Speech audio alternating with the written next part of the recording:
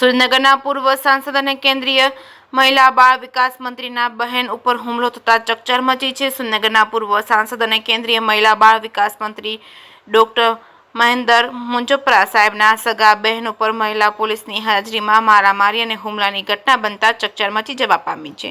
વધુ વિગત મળતી માહિતી મુજબ સુરેન્દ્રનગરના 80 ફૂટ રોડ ઉપર સુરેન્દ્રનગરના પૂર્વ સાંસદ અને મહિલા બાળ વિકાસ મંત્રીના સગા બહેન ઉપર મહિલા પોલીસ 181ની ટીમની હાજરીમાં જ મહિલા પોલીસ સાથે લઈને આવી અચાનક ઘરમાં ઘૂસી ઉગ્ર બોલાચાલી સાથે મારામારી તેમજ હુમલાની ઘટના બનતા ચકચાર મચી જવા પામી છે. પોલીસ મૂકબંધીર થઈને જોતી રહી હોય તેવું સાબિત થાય છે.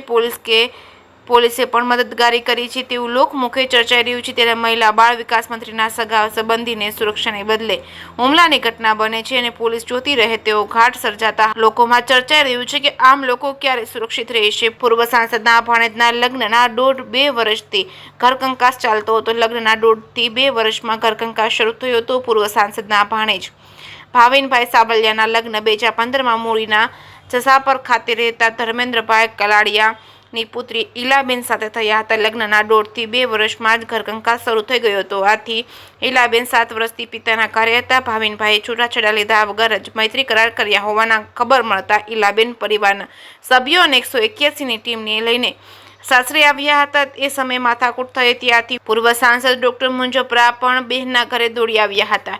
જે કેસની ગુજરાતી સાથે મહેશ ઉતરિયા, સુરેન્દ્રનગર. અને મને છાતીમાં મારેલ છે અને હું પછી થોડી વાર પછી ઊભી હતી તો મને આમાં રીતે બેસાડી દીધી. મેં મહિલા પોલીસ ટીમને કીધું કે તમે આમને બહાર લઈ જાઓ, આને બહાર લઈ જાઓ. મહિલા પોલીસ ટીમ છે એ તો ઊભી જ રહે.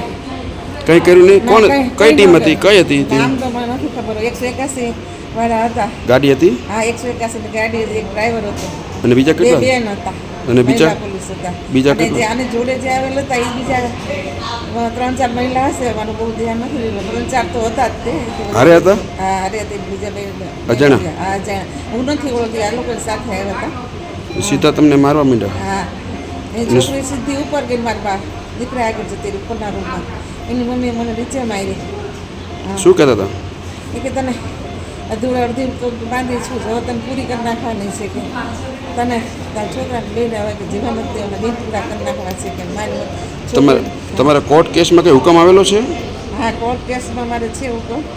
એમાં અમે 15,000 એને ખોરાકી આપી છે. 15,000 ખોરાકી નક્કી કરે છે કોર્ટે. અમે દર મહિને એને નિયમિત રીતે આપીએ છીએ. તો શું કહેતા હતા એ કોર્ટ? તો કોર્ટનો હુકમ અમને માન્ય નથી. મારી છોકરીને અહીં જ મોકલવાની છે. હું તો એની છોકરીએ પણ કીધું કે હું તો અહીં જ રહેવાની છું, હવે તને પૂરી જ કરી નાખવાની છે, હું તો અહીંયા જ રહેવાની છું. હવે મેં કેટલું ટ્રાય કરી, મહિલા પોલીસ વિનંતી કરી, મારા દીકરાએ વિનંતી કરી આ જોડે કે તમે અમને બહાર લઈ જાઓ, તો એ લોકો બહાર ન લઈ ગયા. મહિલા પોલીસ 181ની ટીમ ને મહિલા પોલીસની સામે તમને માર્યા? હા, એમની સામે જ માર્યા છે અમને. તો મહિલા પોલીસ ટીમ તમને કંઈ રોકતી નથી? એમને કંઈ રોકે? કેટલી એમને રિક્વેસ્ટ કરી કે મારાથી બોલાતું નથી.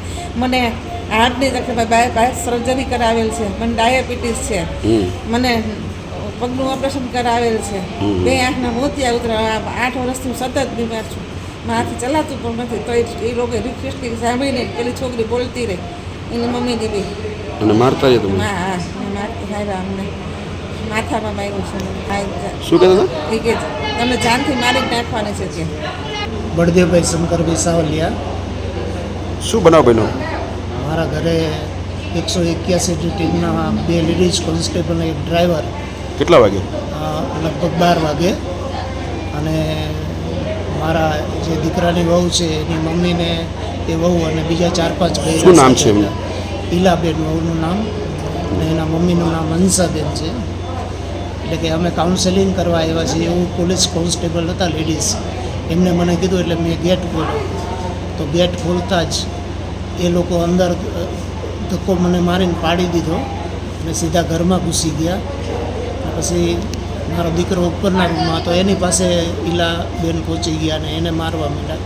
એની મમ્મી હતી એ મારા મિસિસ ફૂલાબેન રસોડામાં હતા એની સાથે ઝપાઝપી કરી અને માર્યું.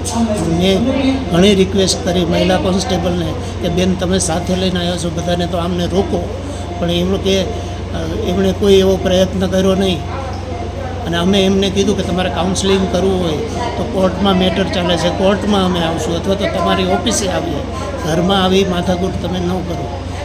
તમારી હાજરીમાં આ બધું થાય છે, તમે એમને રોકો, છતાં એમણે રોકવાનો કોઈ જ પ્રયત્ન કરેલ નહીં.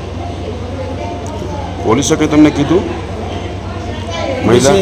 મહિલા પોલીસે એવું કીધું કે તમે વચ્ચે વધારે બોલશો તો તમને પણ અમે ફિટ કરી દેશો, અમારા કામમાં તમે અડચણ ઊભી કરો છો.